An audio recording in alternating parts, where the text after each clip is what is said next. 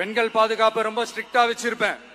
போதைப் பொருள் கலாச்சாரம் அதை கண்ட்ரோல் பண்றதுக்கு என்னென்ன ஸ்டெப்ஸ் எடுக்கணும், என்னென்ன முயற்சிகள் எடுக்கணும், இன்னிலிருந்து அதை நான் எடுப்பேன். நம்ம பசங்களை அதுல இருந்து காப்பாற்ற வேண்டியது நம்ம அரசனுடைய பொறுப்பு. சரியில்லை. நீங்க அவரே இப்ப 2 கட்சியும் சாராயம் வச்சிருக்கு. என் தம்பி ஒரு வார்த்தை சொல்ல மாட்டார். நீங்க மகளிர் நலங்கிறீங்க, பாதுகாப்பீங்க. சாராய கடையை போதை வச்சுட்டு எப்படி பெண்களை பாதுகாப்பீங்க? எப்படி பாதுகாப்பீங்க? தெருவுக்கு தெரு சாராய கடை வச்சுக்கிட்டு எப்படி பாதுகாப்பீங்க? சாராயத்தை ஒழிப்பேன்னு சொல்ல முடியல. இதை ஒழிப்பேன், மதுவை ஒழிப்பேன். மதுவை ஒழிக்கும் போது ஒழிக்காம சட்டம் ஒழுங்குங்கிறது வெட்டி பேச்சு. அது ஒரு கேலியான பேச்சு, அது ஏமாற்று பேச்சு. சாராய கடை திறந்து வச்சுக்கிட்டு என்ன சட்டம் ஒழுங்கு இருக்குல்ல? மது போதையில் இருக்கும், மதி மயக்கத்தில் நினைவிழந்து இருக்கிறவன்ட்ட என்ன ஒழுங்கு இருக்கும்? என்ன ஒழுங்கு இருக்கும்?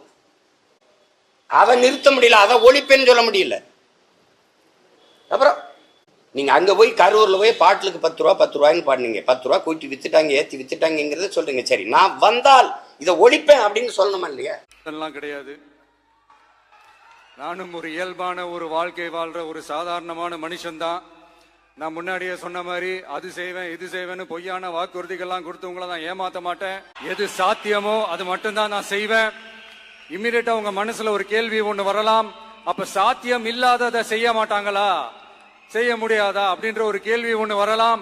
இத்தனை கோடி மக்கள் என் கூட இருக்கும் போது எது வந்தாலும் பாத்துக்கலாம், என்ன வந்தாலும் பாத்துக்கலாம் அப்படின்ற அந்த கான்பிடன்ஸ் என் மனசுல இருக்கு. இது உங்களுடைய ஆட்சி. நான் முன்னாடியே சொன்ன மாதிரி மக்கள் பணத்துல இருந்து ஒரு பைசா கூட நான் தொட மாட்டேன். எனக்கு அது அவசியமும் இல்லை. நான் சொன்னதையெல்லாம் படிப்படியா நிறைவேற்ற நான் ட்ரை பண்ணுவேன், நிறைவேற்றுவேன். அதே நேரத்தில் எனக்கு கொஞ்சம் அவகாசம் கொடுத்தீங்கன்னா எனக்கு கொஞ்சம் உதவியாகவும் ஒத்துழைப்பாகவும் இருக்கும். இது உங்களுடைய ஆட்சி. மாண்புமிகு தமிழ்நாடு முதலமைச்சர் அவர்கள் 2 மாதங்களுக்கு 500 யூனிட் வரை பயன்படுத்தும் வீட்டு மின் நுகர்வோர்களுக்கு 2 மாதங்களுக்கு 200 யூனிட்கள் கட்டணமில்லா மின்சாரம் வழங்கும் ஆணையிட்டுள்ளார். பேருந்துல நீங்க எப்படி, நான் உங்கள்கிட்ட தங்கச்சிட்ட ஒண்ணு கேட்கிறேன், நான் இலவசமா உங்களுக்கு மின்சாரம் தந்துடுறேன். நீங்க வீட்டை விட்டு வெளியில போகும்போது அந்த மின் விளக்கையோ அல்லது குடியிருக்கையோ மின்விசிறியோ தொலைக்காட்சியோ அணைச்சு விட்டு போவீங்களா? அணைச்சான்றதுக்கு எதிராலாம பதில் சொல்லுங்க. அணைச்சு விட்டு போவீங்களா? இலவசம்னா பொறுப்பா அதை அணைப்பீங்களா?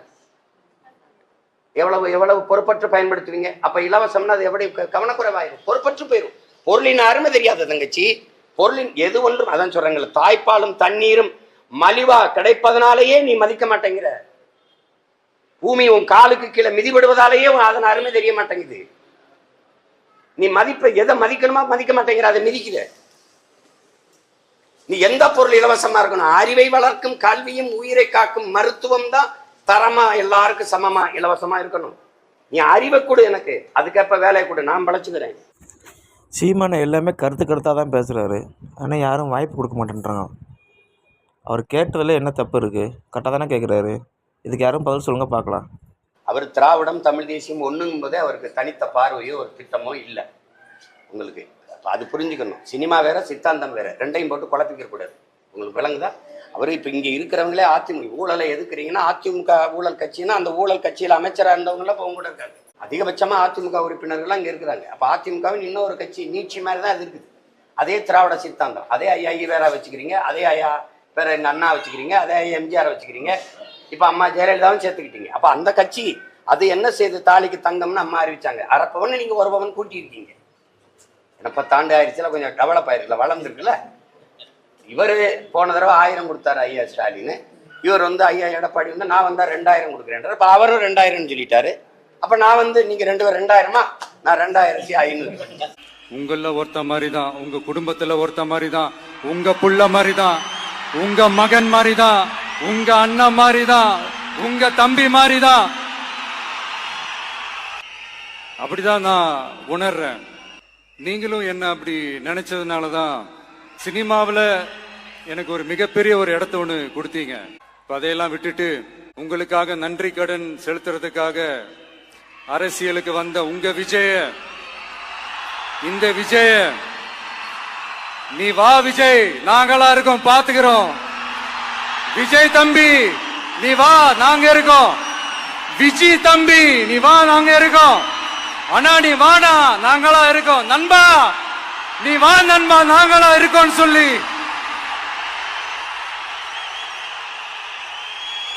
அவ்வளோ அன்பா அவ்வளவு உறவா என்ன ஏத்துக்கிட்டீங்க.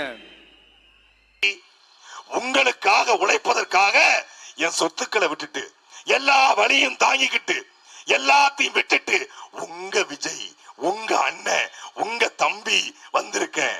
ஆமா, பனையூர் வீட்டை பள்ளிக்கூடத்துக்கு எழுதி கொடுத்துட்டு, பட்டினப்பாக்க வீட்டை மருத்துவமனைக்கு எழுதி கொடுத்துட்டு, 10 காரையும் அனாதை இல்லத்துக்கு எழுதி கொடுத்துட்டு, 10 வீடையும் பார்வையற்றோர் பள்ளிக்கு எழுதி கொடுத்துட்டு, சொத்து அம்புட்டையும் வித்து நாட்டு மக்களுக்கு சேவை பண்ணிட்டு எல்லாத்தையும் விட்டுட்டு வந்திருக்கிறேன். சரி, எங்க எப்படி வந்த? சார்ட்டர்ட் பிளைட்ல வந்தேன். எல்லாத்தையும் விட்டுட்டு வந்திருக்கிறேன். எதுல வந்த? BMW கார்ல வந்தேன். எல்லாத்தையும் விட்டு வந்திருக்கிறேன். இப்ப எங்க போற? பட்டினப்பாக்கத்துக்கு போறேன். எல்லாத்தையும் விட்டுட்டு வந்திருக்கிறேன். எதுல போறேன்? 6 கோடி கேரவன்ல போறேன். 200 கோடி பேங்க் பேலன்ஸ், 800 கோடிக்கு சொத்து, 10 வீடு 10 பங்களா, அதுலயும் சரி விடு, அதுலயும் 2 வீடு விட்டுட்டு வந்த.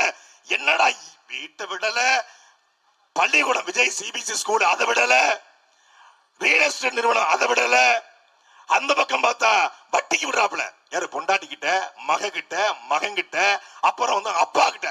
உலகத்திலே அப்பா அம்மாக்கு கடன் கொடுத்த ஒரே ஒரு ஆளு நம்ம பக்கா மாஸ் தான். அப்பா அம்மாவுக்கு உதவி செய்வோம். இப்ப நான் எங்க அப்பா அம்மாவுக்கு மாதம் சம்பளம் மாதம் செலவுக்கு அனுப்புவேன். அதை போய் நான் வந்து வருமான வரித்துறை எங்க அப்பாக்கு அனுப்புறேன், எங்க அம்மாக்கு அனுப்புறேன் அப்படின்னு எழுதிக்க முடியும். எழுதி எவ்வளவு கேவலமானவன். ஆனா அப்பா அம்மாவுக்கு கடன் கொடுத்தேன்னு வருமான வரித்துறைக்கு காட்டி அதுல இருந்து அபிடவிட் போடுற ஒருத்தன் யாரு? இந்த நாட்டை திருத்த வந்த சீர்திருத்தவாதி. மண்ணாசை, பெண்ணாசை, பொன்னாசை, பதவி ஆசை எல்லாத்தையும் துறந்து வாழ்ந்தார் தெய்வ திருமகனார் முத்துராமலிங்க தேவர்.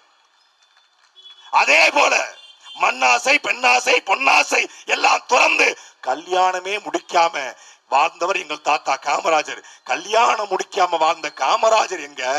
கட்டிய மனைவி நீதிமன்றத்துல விட்டுட்டு நடிகையோட டான்ஸ் ஆட போற நீ எங்க? மனைவி நீதிமன்றத்துல கவதைக்கிட்டு இருக்கு, இவன் கல்யாணத்துக்கு ஆட்டிக்கிட்டு போறான். போனது மட்டும் இல்லாம அங்க போய் அந்த அம்மா வந்து ஒரு பூங்கத்தை தூக்க சொல்லுது.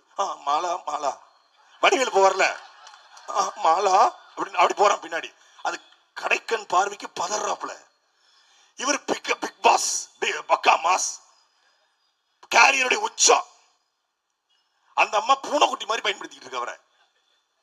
ஏண்டா உன் வீட்டு பிள்ளைக்கு பணம் வாங்கி கொடுக்க வக்கல்ல, ஆட்டக்காரிக்கு 500 ரூபாயா மானங்கட்ட பஞ்சாயத்துங்கிற மாதிரி, களவாணி படுத்த கஞ்சாகர்ப்பு சொல்ற மாதிரி பெத்த பிள்ளை இங்க இதே வடபழனியில வலசரவாக்கத்துல ஹாஸ்டல்ல தங்கி இருக்கிறான். பெத்த மகள் லண்டன்ல தங்கி இருக்கிறா, மனைவி லண்டன்ல. 2021க்கு பிறகு மனைவிக்கு இன்கம் டாக்ஸ் கட்டலை என்று அபிடவிட் போடுறாரு. ஏன் போடுறாரு? 2021 வரைக்கும் மனைவி டாக்ஸ் கட்டுறாங்க. யாரு? மரியாதைக்குரிய சகோதரி சங்கீதா. ஏன் சகோதரி? அவள் ஈழத்து மகள், எங்கள் சொந்தம், ஈழத்து தேவதை. அவள் வீட்டுல தேவதை மாதிரி ஒரு பொண்ணு இருக்கும் போது வெளியே தெருவுல ஒரு தெருப்பொறுக்கி கூட சுத்திக்கிட்டு இருக்கான். அந்த 2021க்கு டாக்ஸ் கட்டல. ஏன் கட்டலன்னு பார்த்தா 2021 வரைக்கும் அவர் மேல இருந்த அந்த ஜெயா ப்ராப்பர்ட்டி என்கிற அந்த நிறுவனத்தை இந்த விருகம்பாக்கத்துல போட்டி போடுற அவருடைய டிரைவர் மகன் சபரிநாதன் அப்பா ராஜேந்திரன் பேர்ல எழுதி வச்சுக்கான். பொண்டாட்டி பேர்ல இந்த நிறுவனத்தை ஒருத்தன் டிரைவர் பேர்ல எழுதினா நாம எவ்வளவு பெரிய சைக்கோ பைய என்பதை அறிவார்ந்த என் தமிழ் சமூகம் தெரிந்து கொள்ள வேண்டும். நாம கஷ்டப்படுவோம், ஒரு பூ வைப்போம், ஒரு ஆட்டோ ஓட்டுவோம், ஒரு மளிகை கடை வச்சிருப்போம். ஆனாலும் கொஞ்சம் சொத்து வாங்கினா மனைவி பேர்ல வாங்குவோம், கொஞ்சம் சொத்து வேணும்னா மகள் பேர்ல வாங்குவோம், கொஞ்சம் சொத்து வாங்கினா மகன் பேர்ல வாங்குவோம். பெத்த பிள்ளை பெத்த மக பேர்ல ஒரு சொத்து கூட வாங்காம அத்தனை சொத்தையும் தன் பேர்ல வச்சுக்கிற இவர்தான் பதவி ஆசை இல்லாதவரு. இவர்தான் 5 காசுக்கு ஆசைப்படாதவரு. 800 கோடி சொத்தும் 10 வீடும் விஜய் பேர்ல, பொண்டாட்டி பேர்ல, பிள்ளை பேர்ல ஒரு இடம் இல்ல, கடன் கொடுத்து வச்சிருக்கான். நாட்டுக்கு வர்றான். மகள் அண்ணன் சீர் தருவேன், தாய் மாமன் சீர் தருவேன். அதெல்லாம் வேண்டாம்யா. முதல்ல பொண்டாட்டி தயவுசெய்து ஆளுக்கு ஒரு குறை சொல்லாதீங்க. இன்னும் இப்போ தான் வந்திருக்காரு பதவிக்கு. அவர் என்ன பண்ணுறாருன்னு பார்க்கலாம், அதுக்கப்புறம் கூட சொல்லுங்கள், ஏற்றுக்குறோம்.